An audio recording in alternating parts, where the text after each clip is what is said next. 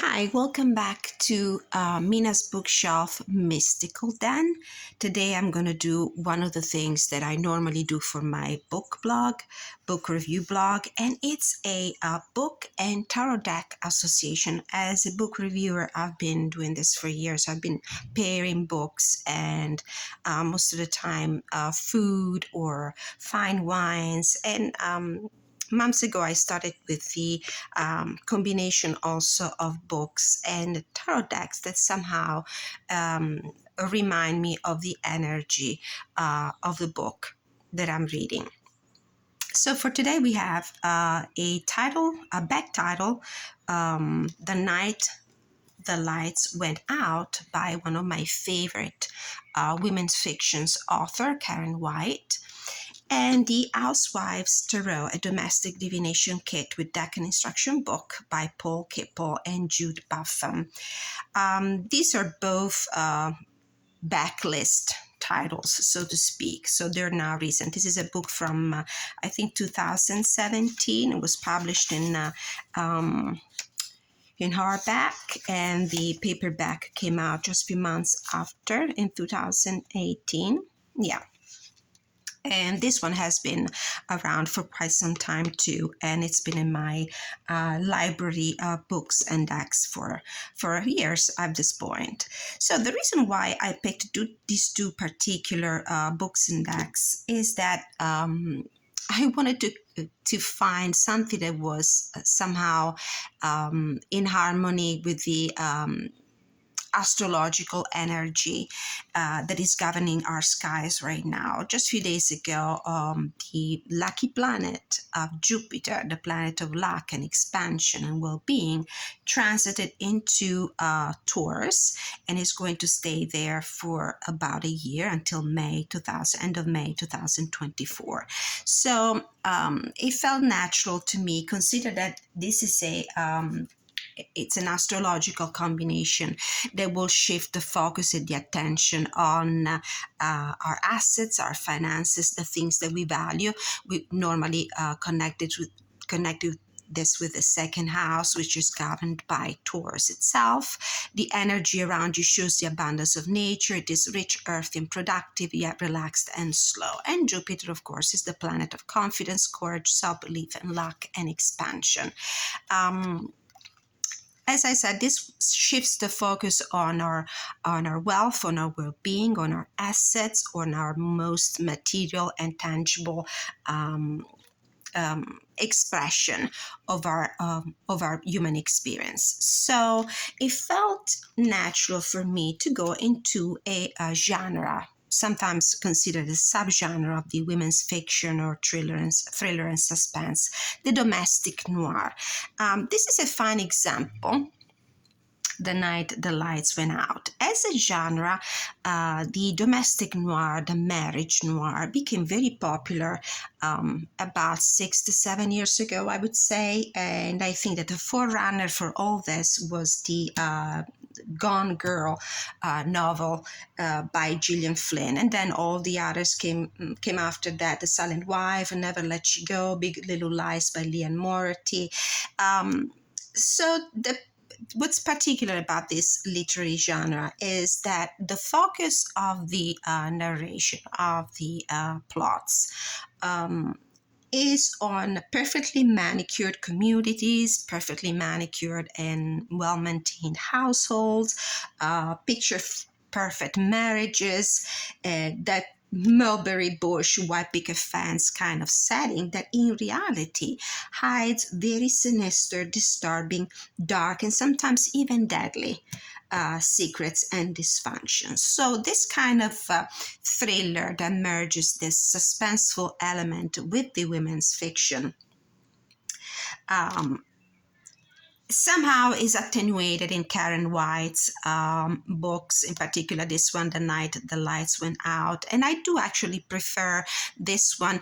Karen White lacks the darkness. Her books lack the dark tones of, let's say, of a Gillian Flynn's novel, in the sense that there is in her stories, in her plots, in her characters, there are more self-redeeming elements that we don't find in other novels, and I do prefer that. I like to have that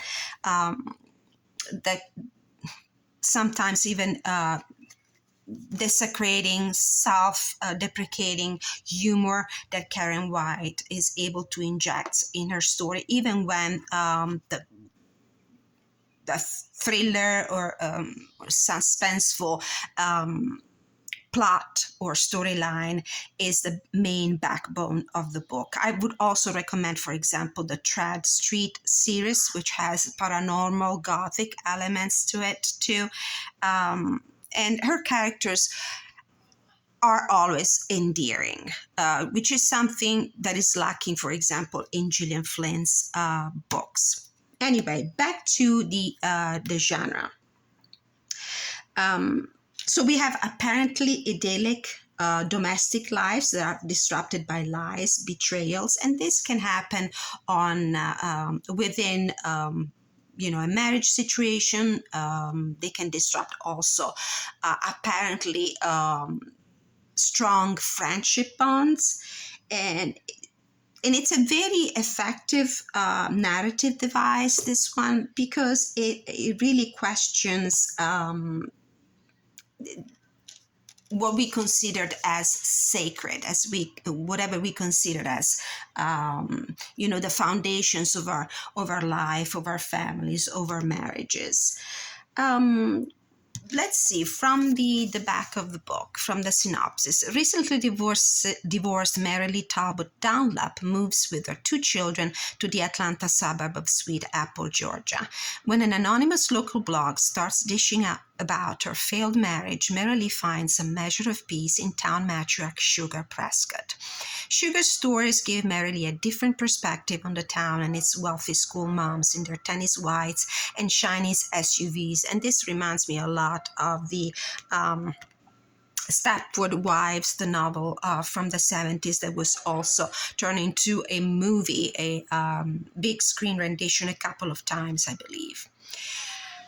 Sugar's stories give Marilee a different perspective on the town and its wealthy school moms in their tennis whites and shiny SUVs, and even on her new friendship with glamorous young mother Heather Blackford. In a town like Sweet Apple, where sins and secrets are as likely to be found behind the walls of gated mansions as in the dark woods surrounding Marilee's house, appearance is everything, but just how dangerous that deception can be will shock all 3 women.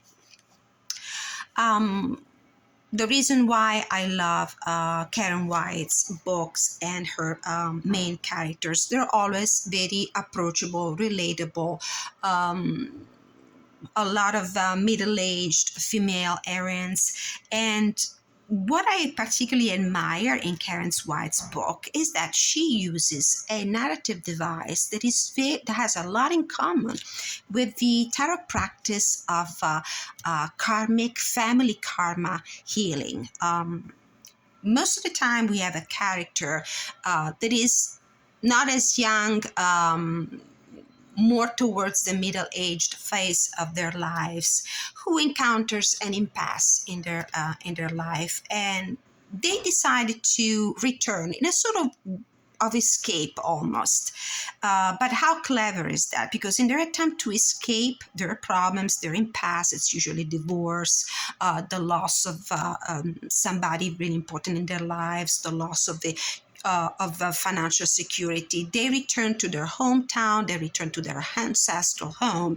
And what they do in reality is when they go back, they actually face their karmic shadows, the shadows of their life. It's usually a family secret, a family trauma. And these characters, they're actually trying to escape the conundrum of their current lives. But what they do, they actually go back to their past. They go back to their homes. They go back to their ancestral homes and families. And what they do, they find a way to finally face the real root, the real cause of their current challenges in life: dysfunctional marriages, and marriages that end up in divorce, problems with other family members. And while facing the shadows of the past, while unraveling the secrets, the traumas, most of the time forgotten of their childhood, of their young lives, what they do, they actually unpack that baggage, their karmic baggage, that ancestral baggage that they keep carrying around in their lives, and that cause the current impasse. So, I associated to this book, the Housewives Tarot, um, because I do find a connection between the energy of the domestic noir, the marriage noir that we find in this particular novel, with the idea of a nostalgic look to that iconographic way of representing family in the American culture in the 50s. The perfect home, perfect housewives, perfectly manicured lawn, successful husband, obedient kids, housewives that are able to not only to maintain their houses in perfect order but also themselves, and how this also represents just the facade of a situation that is much less idyllic than it shows in the surface. This deck was published by Quirk Books, and within this box lie the secrets of domestic empowerment. Begin your journey by lifting the lid, dealing out your fate, and understanding the hidden messages of the Housewives Tarot. Through images of dinnerware, pentacles, martini glasses, cups, mops and brooms for wands, and much more, these tarot cards can answer all of life's most challenging questions. The enclosed instruction book will show you how to interpret all 78 cards and provides useful advice on giving a reading. This is a very nice deck. It's fashioned in a very unique way as a recipe box. As you can see, the deck comes with these recipes, and each of them is associated to a particular spread that we will be able to find in the guidebook. Very colorful, very Americana nostalgia, Americana iconography. It reminds me a lot of the 50s, movies from the 50s that I used to watch when I was a kid. This is the guidebook. Housewives Tarot instruction books, really cute. Forgive all the noises that are coming from the outside. It's a busy day out there. So the legend of the mystical housewives Tarot. They concocted a very nice story to describe the background, the backstory of the creation of this deck. And there's a couple of spreads, and I'm going to use one of these to give you a bonus reading. And I also found another one on Sasha Graham, 365 tarot spreads, that is about the status of your household, the status of your marital affairs. And it's a very interesting one, and it really connects to the energy of this deck and this book. This is the deck. I've edged it in red. It doesn't come this way. It's a mass market deck, by the way. These are the cube backs that remind you a lot of a tablecloth. And these are the cards. I'm not going to walk you through the deck. If you would like to see a complete review and flip through of this deck, please let me know in the comment section. I'll just show you a few of them, but I'll show you mainly how to use this deck in this particular situation here. As far as regards the book, this is published by Berkley Book, and we used to retail for $16, but that was a long time ago because I got this book when it first came out. It can also be used, I don't know if you ever introduced bibliomancy in your tarot practice, but it's something that I do every once in a while. I will complete a reading just flipping randomly through the pages of a book and opening at a certain page and pointing the finger to a paragraph and see how that particular paragraph, that particular plot point can relate to my reading. All right, so let's proceed with the this particular spread. This is called the clotheslines of life. If you enjoy airing dirty laundry in public, this is the layout for you. Grab a friend and conduct this reading in the laundry room or wherever you keep your clothesline. Have plenty of clothespins on hand. The spring clothes type works best, as well as a basket of wet, clean laundry in need of drying.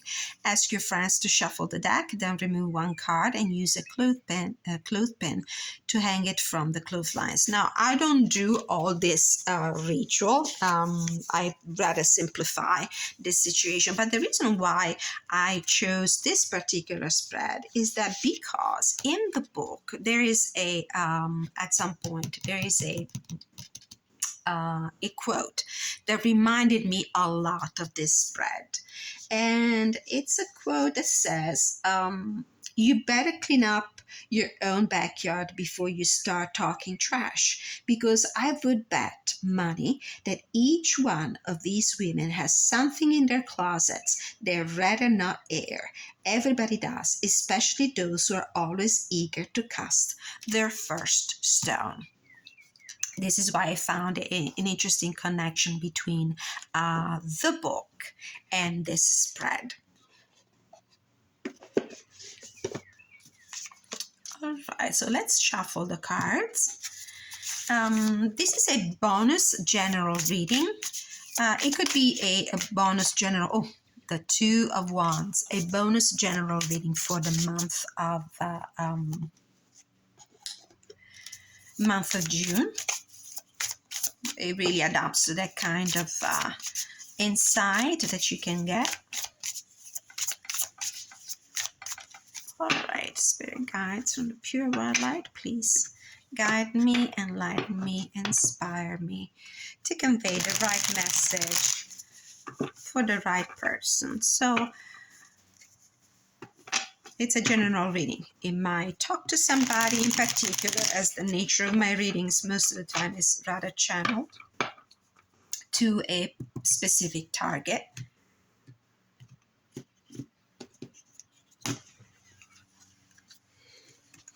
Okay, so this is the sample reading for you. We're going to pick 9 cards. The first card represents your state of mind, your current state of mind. We have the Star. Beautiful. This woman just won a prize for best cherry pie, I would guess. So right now, you're feeling really good about yourself. You might be in a very positive phase of your life, very successful. It could also be the state of mind of somebody who knows that has the admiration of other people. The second card represents the difficulties, Two of Cups. Well, maybe there might be a little bit of challenge in the relationship field. It could be relationship of a romantic sort. It could be relationship with other people. Card number 3 deals with career and communication, and we have the Page of Wands. Something new is on the horizon. It might be messages coming your way, potential for new discoveries, potential for exploration of a new field. If you are currently thinking of maybe changing something in your professional life, this could be the right time, because there's the potential, there's the seed for something new to be explored and evaluated. Card number 4 represents romance and emotional relationship. Well, romance and emotional relationship are reflected in the Queen of Pentacles as a very solid, grounded, successful relationship where you probably are already committed to somebody in a very stable way. You could be already married, you could be already engaged. I see the family represented here, so somehow the state of your emotional relationship is a a state that is already officialized. You might have already a husband or a wife. You might have a family, and you might be a great provider for all these people in your life. Card number 5 deals with home and family matters. 5 of Pentacles. Now, in this home and family members field, you might not feel at the top of your energy, at the top of your abilities. You might feel rather cast down, isolated. You might feel like maybe there's not enough, materially speaking, to satisfy all your needs and everybody's needs. You might feel also left out in the sense of being the only person that takes care of all the chores, and everybody else is probably out there having fun. And the invitation that the cards usually have when we draw the 5 of Pentacles is always to reach out for help, because help might be available to you.